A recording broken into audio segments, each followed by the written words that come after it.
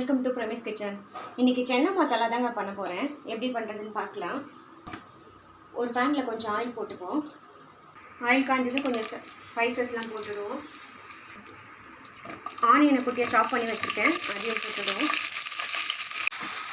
Onion நல்லா வதங்கட்டும். ஒரு மிக்ஸி ஜாரில் 2 தக்காளி கட் பண்ணி வச்சுருக்கேன். இதுலேயே 4 பச்சை மிளகாய் போட்டுடுவோம். போட்டுட்டு இதை கொஞ்சம் நைஸாக அரைச்சிடும். வெங்காயம் நல்லா வதங்கிச்சுங்க.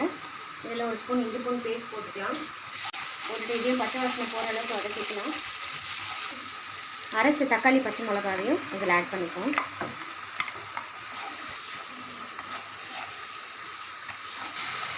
கொஞ்சம் கருவேப்பிலை போட்டுக்கலாங்க.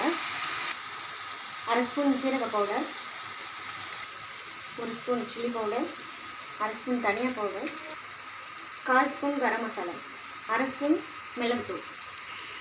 அதாங்க இதை போட்டு நல்லா மிக்ஸ் பண்ணிப்போம். இந்த பச்சை வாசனை போகிற வரைக்கும் இது நல்லா மிக்ஸ் ஆகட்டும்.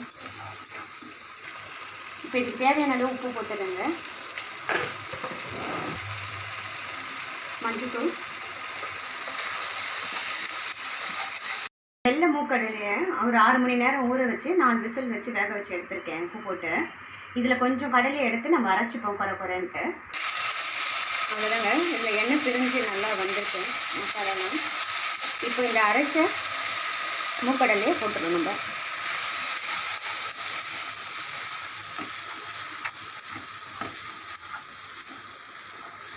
அவ்வளோதாங்க. இது நல்லா மிக்ஸ் பண்ணியாச்சு. இப்போ வேக வச்ச கடலையும் இதில் ஆட் பண்ணிக்கிறேன்.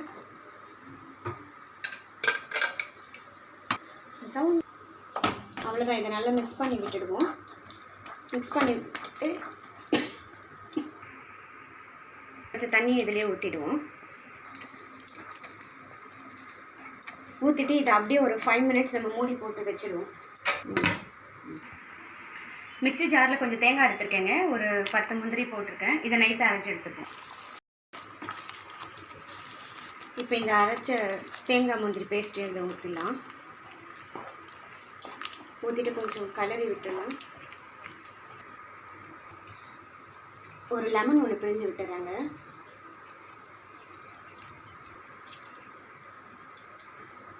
கொஞ்சம் கொத்தமல்லி போட்டுக்கலாம். அவ்வளோதாங்க. சென்னா மசாலா ரெடி ஆகிடுச்சுங்க. இது பூரி சப்பாத்திக்கு ரொம்ப நல்லா இருக்குங்க. உங்களுக்கு பிடிச்சிருந்தா நீங்களும் வீட்டில் ட்ரை பண்ணி பாருங்கள். ட்ரை பண்ணிவிட்டு எப்படி இருக்குன்னு சொல்லுங்கள். கமெண்ட் பண்ணுங்கள், லைக் பண்ணுங்கள், ஷேர் பண்ணுங்கள், சப்ஸ்கிரைப் பண்ணுங்கள். தேங்க்யூ.